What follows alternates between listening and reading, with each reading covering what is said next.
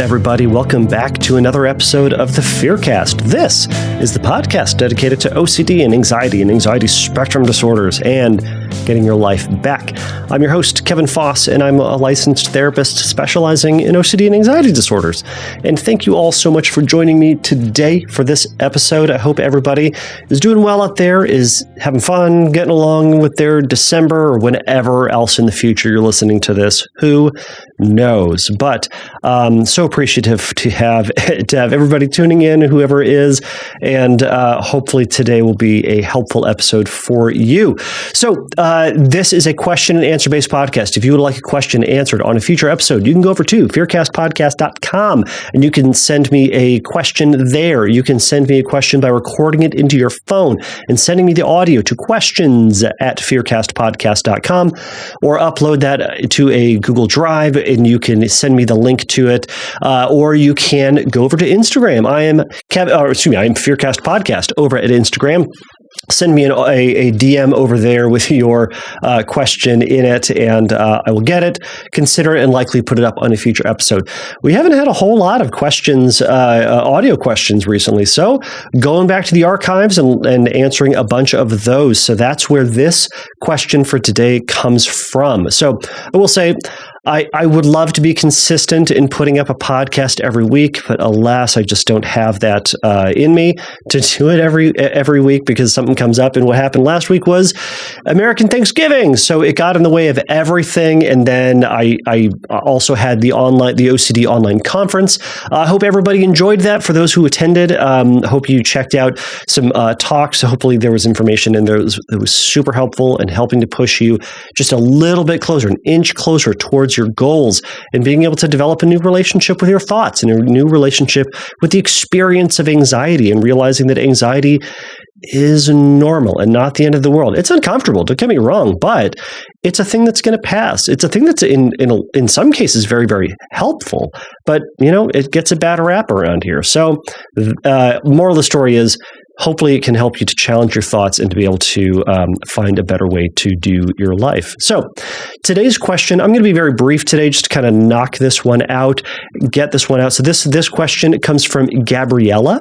So I'm going to answer her question. And this is a kind of a fun one because I got to break out one of my books, and I'm going to do some reading from a book from a guy you may have heard from, Jonathan Grayson. You may have heard of him. Anyways, so here is Gabriela's question. I'll get into her question briefly. I have nothing really fancy to say at the top other than I hope you all are doing well, and I appreciate everybody. All right, here's the question.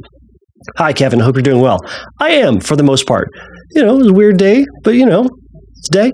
Anyways, she says, I have a question about the fact that many OCD sufferers say that they know, quote, deep down that their obsessions or intrusive thoughts are not true or not rational, but they can't stop thinking about them or engaging in compulsions. Does this inner knowing happen for everyone?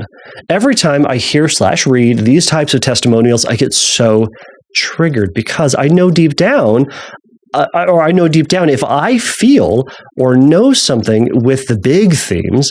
And then she goes on parenthetically to say, I've been experiencing ROCD and sexual orientation OCD for quite some time now. She goes on to say, only the smaller intrusive thoughts, smaller because they don't happen as frequently, or I don't entertain them as much because I can notice quicker that they're absolute garbage, like harming myself or others, etc. She goes on to say, I get worried that the big themes for me are true and that those other less frequent intrusive themes are the only ones that are not true. Anyways, thanks for your help and support you put out there with the podcast. So Gabriela, thank you so much for the question. So I love this question. I love the simplicity of the question. I love it's such a genuine and important question. So yes, you do hear stories like this a lot where people will say, and it happens a couple different ways, but you'll hear people say, like, they know deep down that their obsession is wrong or distorted or irrational or bonkers or crazy or whatever verbiage you want to use.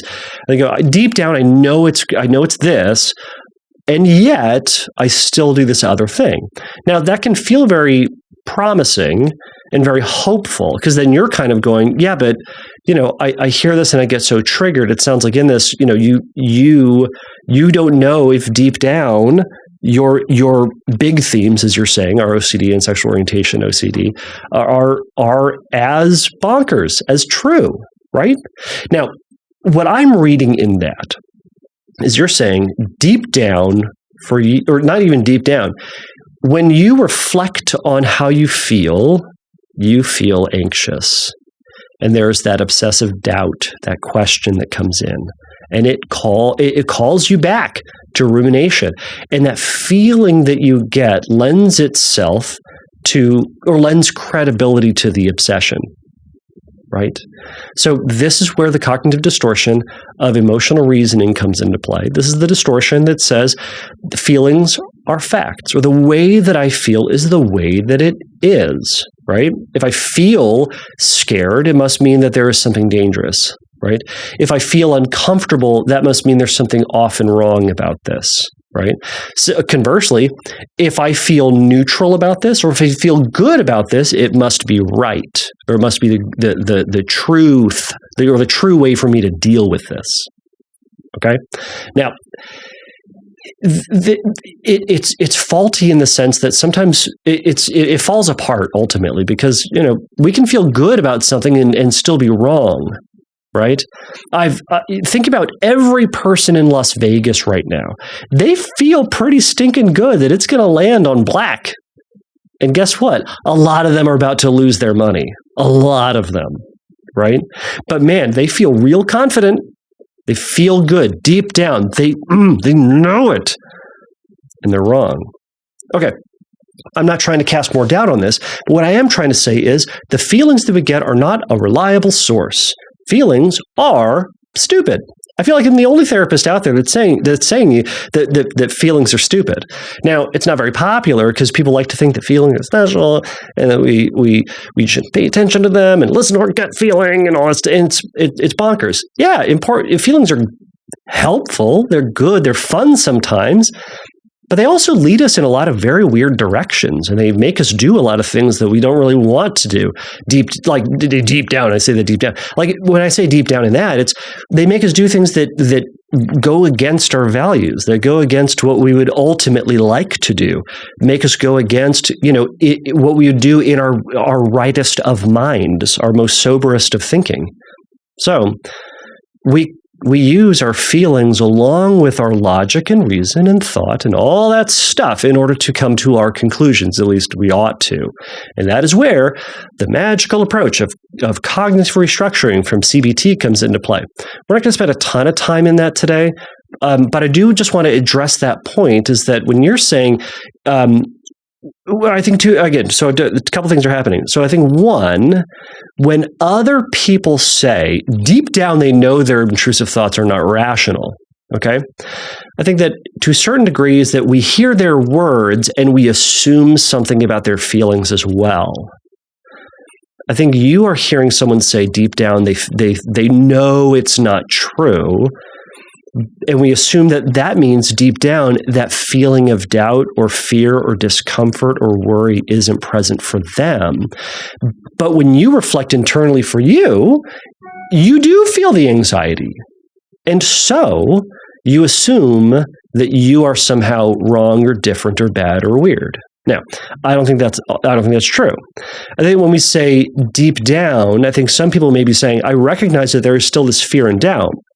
But rationally speaking, in my heart of hearts, I believe it to be one way. I believe it to be, X. I don't know, whatever X is for you and whatever your obsession is. Gabriela, for you, about your relationship and your sexual orientation. For someone else, it may be, look, deep down, I know that I'm not contaminated. But I got to wash my hands anyways. Deep down, I know I didn't hurt. I know I didn't run somebody over with my car.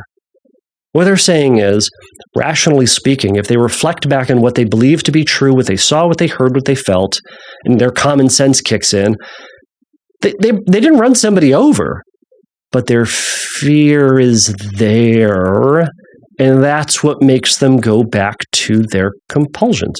Or that intrusive thought is there. Hey, maybe you did run somebody over. right?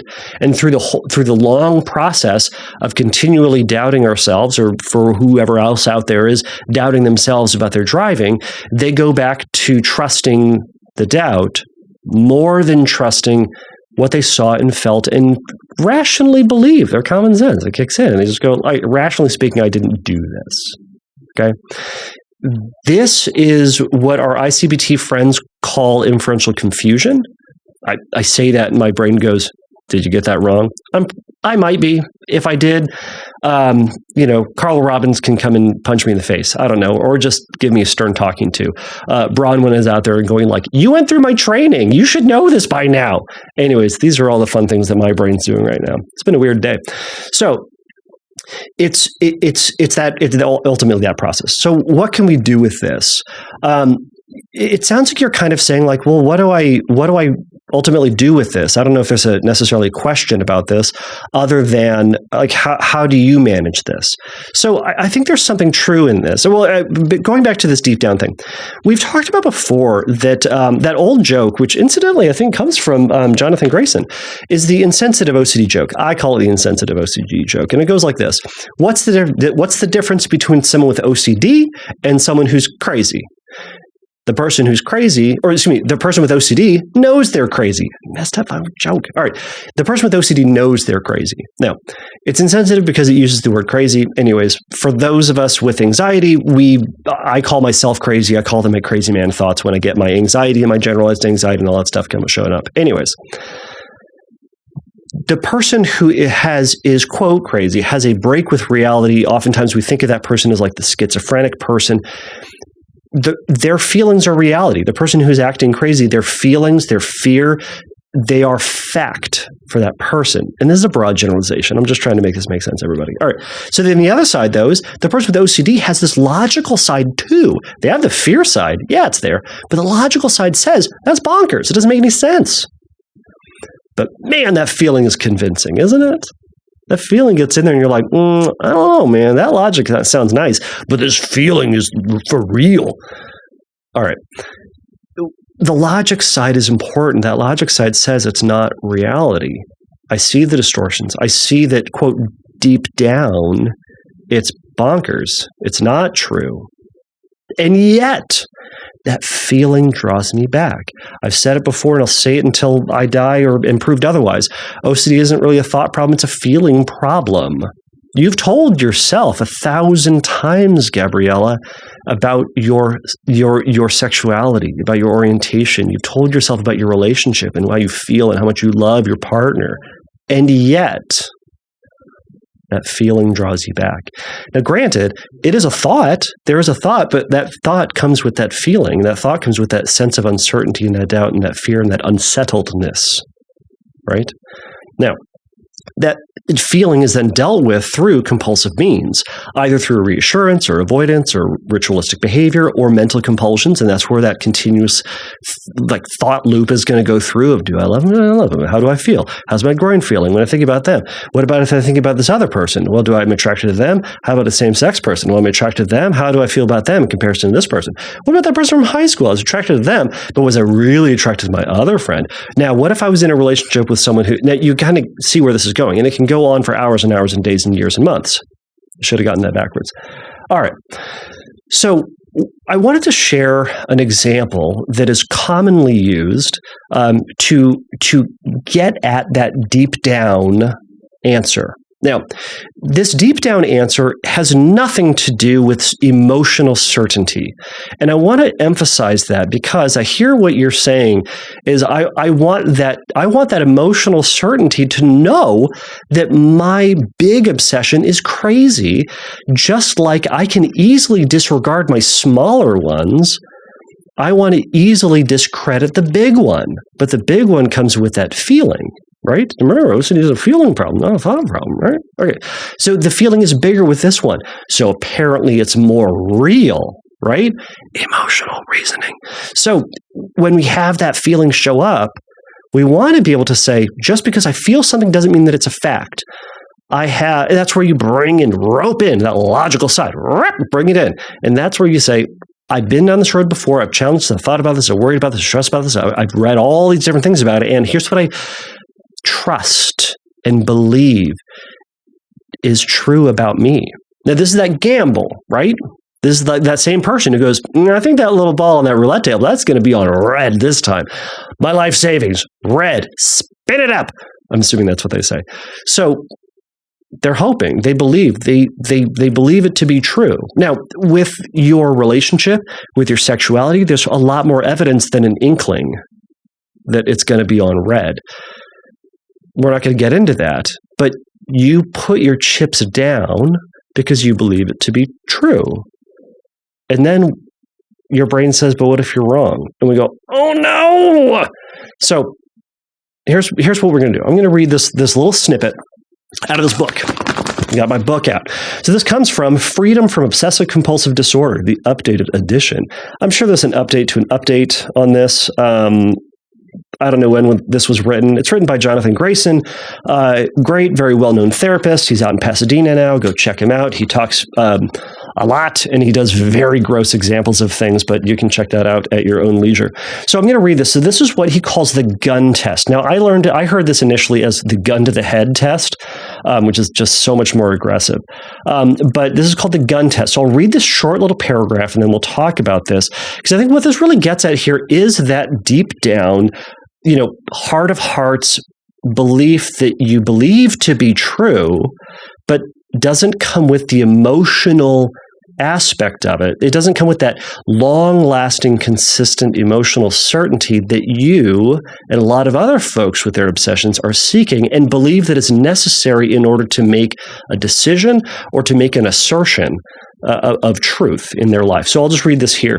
I don't think I'm going to get sued for copyright infringement. Jonathan Grayson, if you're listening, which you're not, but if you're listening, or one of your acolytes, friends, I don't know, someone tells you, come on the show and you can tell me that I'm a bad person. That would be super fun, because I also would love to just interview you. I think that would be a great time for myself and everybody involved. Here we go. This comes from page 12. It's very early on in the book, so if you're reading along, here it goes. The next time you're having trouble making a decision, think of the following scenario. Imagine I have a gun pointed at you and your loved ones. It starts out real strong, right? It says, and I'm going to give you a single guess about your concerns. For example, will this particular contamination kill your children? Is the front door open? I don't know, Gabriela, are you gay? Maybe you're with the wrong person. Maybe you're going to hate your partner. Maybe you should have been with somebody else. You get the idea. All right. He goes on to say, you will only have one guess. And if you guess wrong, you and they will be killed. You don't have to be confident in your guess, but you do have to guess. Because if you don't, everyone will be killed. What is your guess? All right. So, Gabrielle, that's it. That's all I'm going to read. You have to guess. And that guess is yes or no. That guess is one thing or the other. It is a single answer. It is not, well, I have to know about this first. It is not, yeah, but what if this could be true? Yeah, but what if I guess wrong? Those aren't the answers. It is, Gabriela, in your heart of hearts, deep down, are you gay? Yes or no? You have one guess. And a lot of people, when we ask this question, will say, I just don't know because I have this feeling. Bang. It's a hard question to answer. But it ultimately gets at that deep down heart of hearts answer. But again, it doesn't have certainty. The explanation and the caveats and the reasoning and the justification, all of that is the compulsion, and all of that is the evidence of this doubt that's showing up. But all of that, the more that you attend to it and the more you believe that stuff to be true and more important and more genuine than what you believe deep down, what you believe that caused you to email me, what you believe to be true, that is likely why you might be in therapy. I don't know if you're in therapy, but likely the reason that you listened to this podcast, you probably listened to OCD stories and other podcasts, that you likely have read a bunch of articles, that you may have even read Jonathan Grayson's book. there's something that you believe to be true about yourself that OCD is stopping you from embracing because of this feeling of doubt. Not necessarily, and likely not because of any hard and clear and overwhelming evidence. It comes from a question, a what if, a doubt, a potential, what is the word? An irrelevant association, even maybe just a casual association, right? I had that feeling that one time. I noticed that this one woman was also attractive that one time. Sometimes I have sexual fantasies about people who are not my partner, right? My partner chews with his mouth open, or they eat carrots way too close to my ear. Definitely not talking about my wife here. But that's a disqualifying thing. What if I would just be happier with somebody else, right? So you say deep down you want to have that same feeling, but you're not going to get that feeling. That feeling is OCD. That feeling is what draws you back in. So your job is to disengage with the questions and the caveats and the ruminations, and is to, in practice, trust your deep down logical thought. What was your answer to the gun test? Go with that. It's the doubt will show up and that feeling will be there, and that's going to pull you back into this process. But the more you then re-engage with who you believe to be true, who you trust, who you round up to be true, who, if on the gambling table of life, where you would put your chips, there. When you practice being that person, you disengage from that rumination, it can help to reorient, and it can help you to show that you show yourself you can handle this anxiety, this doubt, this feeling, this uncertainty without reassurance, without questioning, without disengagement from reality and relationships, and pursuit into the rabbit hole of OCD. And instead, you re-engage with life in an egocentric, personally meaningful, and personally authentic way. So I know it's obviously easier said than done, but Gabriela, I hope I answered this question. I hope to everybody else out there who signed in today to hear something similar or hear something hopeful, I hope that this was beneficial and resonated with you. So I know this is probably a short episode, but it's very possible some people appreciate that. Anyways, thank you all so much for joining me for today. And if you have questions, or if you have concerns, not concerns, I guess you have concerns, you can message them too. If you would like to add anything else to Gabriela, you can message me over at Instagram or at the website. Send it over. But anyways, thanks so much, and Gabriela, best of luck. Thank you for listening to the Fearcast. If you would like your question answered on a future episode, please click on the Submit a Question link at fearcastpodcast.com. If you would like your question answered sooner, please send me a recording of your question to questions@fearcastpodcast.com, or by sending me an audio message through Instagram by DMing me at fearcastpodcast on Instagram. If you like the Fearcast, please write a review on your podcast platform of choice. Please remember that the Fearcast is not a substitute for psychotherapy. If you need a little bit of help in your recovery, please go over to fearcastpodcast.com and click on the Find Help link, and there's going to be some information for you there. So until next time, take a risk, challenge yourself, and don't take your brain too seriously. Bye.